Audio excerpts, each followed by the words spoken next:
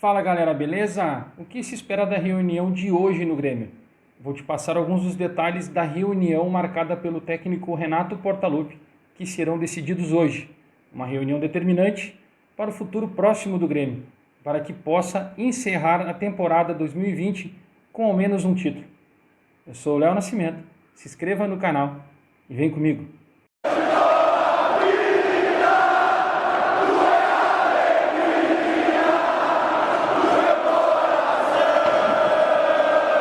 Então, galera, um dos principais motivos para ocorrer essa reunião ou a troca de ideias, como disse o Renato na entrevista coletiva, com o grupo, o principal motivo é o rendimento do próprio time. Nos últimos 10 jogos, o Tricolor tem 3 derrotas. Nos últimos 10 jogos, o Tricolor tem 5 empates. Nos últimos 10 jogos, apenas 2 vitórias. Dia 6 de janeiro contra o Bahia e na semana passada contra o Botafogo, aquela goleada de 5-2, que por mais que tenha sido uma goleada contra o time rebaixado, apresentou várias falhas, principalmente no sistema defensivo e no sistema de marcação do time. O cenário preocupa muito pela proximidade que o Grêmio tem nas finais da Copa do Brasil, dia 28 de fevereiro e 7 de março. Vai ser o primeiro jogo na Arena e outro na Allianz Parque contra o Palmeiras. O Grêmio ainda tem 2 rodadas para encerrar a sua preparação para conseguir esse hexacampeonato, levantar o 6º título da Copa do Brasil.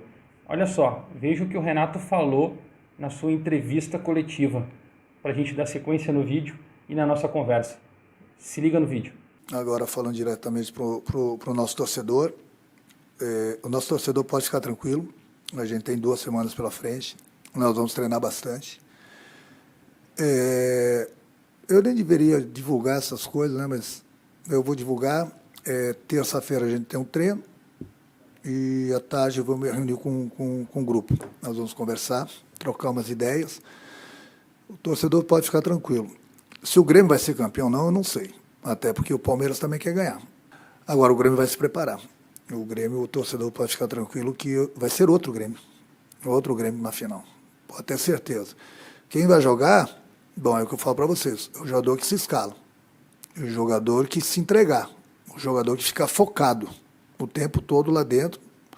Esse jogador vai me ajudar, ele vai jogar. Não quero saber quem vai jogar. O importante é que quem entra determinado. E para isso a gente vai ter essa conversa, para isso a gente vai treinar bastante e para isso já tenho basicamente uma equipe que vai enfrentar a equipe do Palmeiras no final da Copa do Brasil. E o torcedor pode ficar tranquilo que a gente vai brigar, vai melhorar sim, e vai brigar bastante por esse título. Então, galera, presta atenção como ele termina. Um outro Grêmio na final. Quem vai jogar? O jogador que se entregar, que estiver focado. O importante é quem entra e entra determinado. Por isso vamos ter esta conversa. O torcedor pode ficar tranquilo, que vamos brigar bastante para conseguir esse título. E aí a gente pode falar e analisar exatamente sobre o que ele está se referindo, a quem ele está se referindo e ao que ele está se referindo. Vamos começar pelo a quem ele está se referindo. A gente pode enumerar aqui alguns erros do próprio goleiro, do Vanderlei, que a gente sabe que ele não sabe sair do gol, e a tomada de decisão dele exatamente para uma saída mais rápida de jogo. São ajustes. Não estou dizendo que ele é o culpado, não é isso. Estou dizendo que é um ajuste que pode ser feito. Na lateral direito, o Vitor Ferraz, ele vem comprometendo. Eu já falei aqui em outros vídeos a respeito sobre a forma de marcação que o Grêmio utiliza para jogar quando o Grêmio propõe o jogo. Todos os times que jogam contra o Grêmio jogam no contra-ataque e eles utilizam o seu extrema atuando entre o lateral direito, Vitor Ferraz, e o primeiro zagueiro. Ou é Jeromel ou é Rodrigues. Quando é o Jeromel consegue fazer a leitura do jogo e ele consegue antecipar essa jogada. Quando não tem o Jeromel, o Rodrigues sofre com isso. Até pela própria idade, ele tem 22 anos, isso ele vai conseguir pegar com o tempo. Mas, por que uma conversa e não resolver isso? Por que não conversar com ele e mostrar o posicionamento e ficar ligado nisso? É esse foco e determinação. Tá, mas se o Rodrigues não atuar, nós vamos colocar quem? Calma, o Jeromel pode jogar. E se não for o Jeromel, vai ser o Rodrigues, porque o David Braz já está totalmente descartado.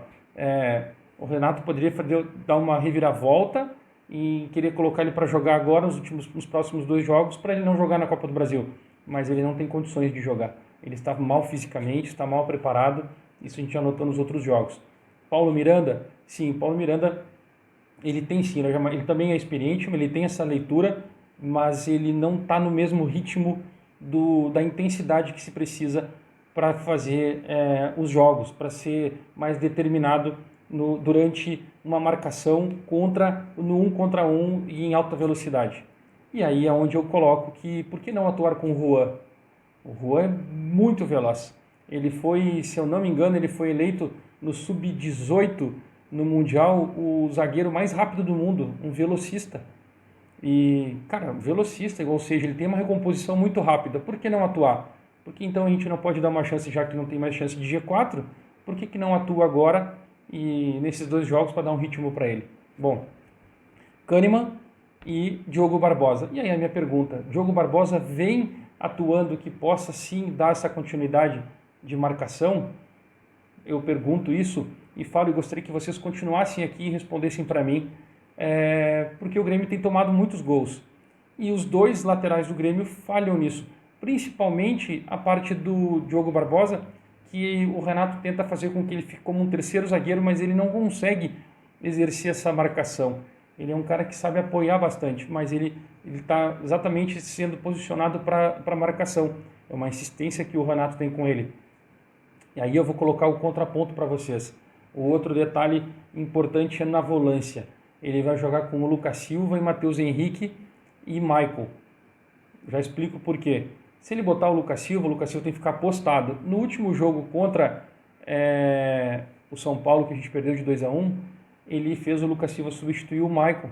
E o Michael estava jogando mais à frente do que o Matheus Henrique. Então ele só substituiu. E o posicionamento de marcação era de quem? Ah, mas se o Matheus Henrique saiu, o Lucas Silva tinha que fazer leitura para marcar, para ficar. Mas ele ficou na posição onde ele estava. Ele não recuou. O detalhe é que o São Paulo atacou com alta velocidade e o Matheus Henrique estava no ataque. Quem é que errou na marcação? Posicionamento do Renato quando substituiu o Lucas Silva, o Matheus Henrique pelo Lucas Silva. Esses ajustes precisam ser conversados. A gente não está dizendo que o Lucas Silva é um mau jogador, bem pelo contrário, ele é extremamente de alta qualidade, assim como o Michael. E o Matheus Henrique sabe jogar futebol. Ele não desaprendeu. Ele jogava num time que estava totalmente encaixado, então vamos ajustar o time. E aí é onde eu falo sobre o Diogo Barbosa. Porque nessa hora, por incrível que pareça, o Bruno Cortez é o melhor marcador. Se tu quer atacar com teus volantes, no esquema que o Renato joga, onde os extremas cortam para dentro do meio de campo, não para a área. Os extremas estão fazendo o facão para o meio de campo para dar acesso aos laterais, o Bruno Cortez é um cara. Porque aí tu volta com o mesmo esquema que o Grêmio jogava em 2017, 2018. Tu joga com um homem de marcação, um lateral, um outro lateral que apoia, e aí tu pode usar o teu extrema para jogar pela extrema. E não fazer ele ir para dentro pro meio de campo. Mas ele tem qualidade do passe. Mas, cara, tu tem o Michael, tu tem o Jean-Pierre. Mas tu tem o Matheus Henrique e o Lucas Silva, como é que tu vai jogar? Bom, mas aí é um ajuste de posicionamento que precisa ser feito. O Renato precisa pensar nisso e nessa reunião ele vai colocar exatamente esses pontos, vai sentar com o grupo e decidir o que precisa ser definido para qual esquema tático que vai ser jogado contra o Palmeiras. Porque o jeito que o Palmeiras jogou contra o River no segundo jogo, o jeito que ele jogou contra o Santos, que uma bola cruzada da intermediária, na lateral da intermediária, e acharam no contrapé um gol de cabeça, foi uma desatenção da zaga do Santos? Foi, mas os caras são campeão da Libertadores. E eles chegaram por mérito nessa situação. Foram para a final, foram para o Mundial e não fizeram gol. Por que eles não fizeram gol? Porque os times que estavam lá conseguiram marcar o Palmeiras. O Renato está pensando dessa mesma forma. Ele vai tentar neutralizar. Só que o Grêmio não tem jogadores do mesmo perfil dos times que jogaram o Mundial. Eu não sei se o Grêmio tivesse jogado o Mundial, o Grêmio passaria para a final, assim como o Palmeiras não passou. Eu acho que o Grêmio teria muita dificuldade contra o Tigres. Vamos voltar aqui para o nosso assunto da reunião de hoje do Grêmio. Ele tem para decidir o seu volante que vai jogar, junto com o Michael, porque o Michael vai jogar a final. e ele vai tentar fazer esse ajuste. Eu, particularmente, acredito que a melhor opção do Grêmio hoje é jogar no tripé com o Lucas Silva, Matheus Henrique e o Michael, os dois alternando no meio e os dois extremas, com o Alisson e o PP. Mas aí eu pergunto, Léo, o Alisson não está bem fisicamente. Bom, nós temos 2 semanas para recuperar fisicamente esses jogadores.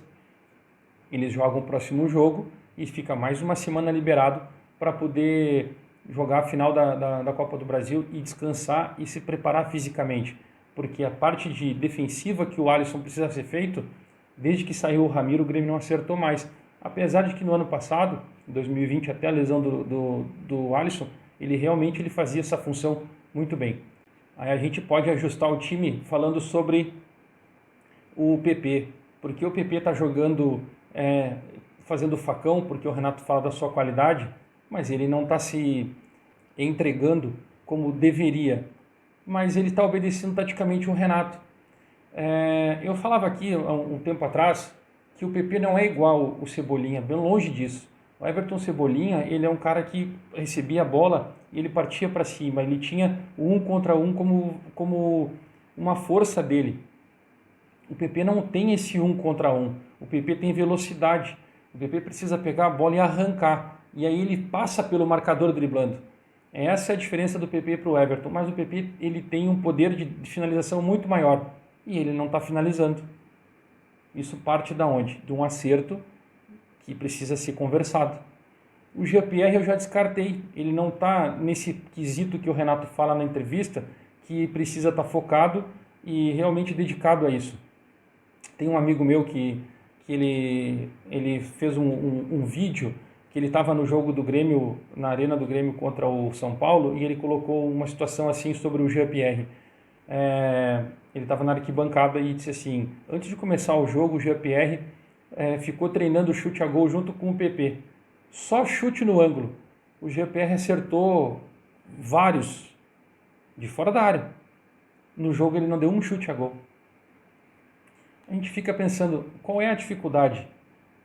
A dificuldade é porque ele não está tão preparado como a gente acha que ele está. Ele está demorando um pouco a mais para maturar. De repente, por conta da lesão, ele teve esse atraso. Por conta da pandemia, ele teve esse atraso. E eu concordo, a gente sabe que ele tem qualidade. Eu conheço o Jean-Pierre da base, mas está demorando. E o Grêmio não pode mais esperar esse tempo chegar para acontecer isso. Vamos para o segundo ponto. Ferreirinha. Por que a demora de colocar o Ferreirinha? Essa tomada de decisão, o Renato vai fazer isso na reunião. Com certeza, os próprios jogadores vão conversar e vão colocar para ele o ponto que precisa ser feito, porque ele tem os líderes que ele toma as decisões junto. E ele vai ter que tomar essa decisão urgentemente, porque o Ferreirinha é o cara que desequilibra o time do Grêmio. Diego Souza eu não preciso falar, mas eu faço um adendo aqui sobre a nossa lateral direita. Se o Grêmio e o Renato querem ter um time que atue pelo lado direito do campo, com força, com qualidade, use a lateral para atacar, então usa o Wanderson. Mas o Wanderson é jovem, ele é inexperiente para decidir uma final. Não. O Guilherme Guedes entrou num Grenal. Cadê o Guilherme Guedes?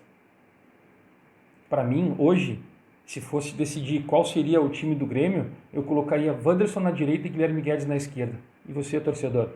Quem você colocaria no time do Grêmio? Se você chegou até o final aqui, comente aqui embaixo e se inscreva no canal. Dê o seu like, ative as notificações, dê essa força para nós continuar trazendo esses vídeos de qualidade. Tamo junto, porque hoje tem muita notícia sobre Grêmio. Aqui é Grêmio.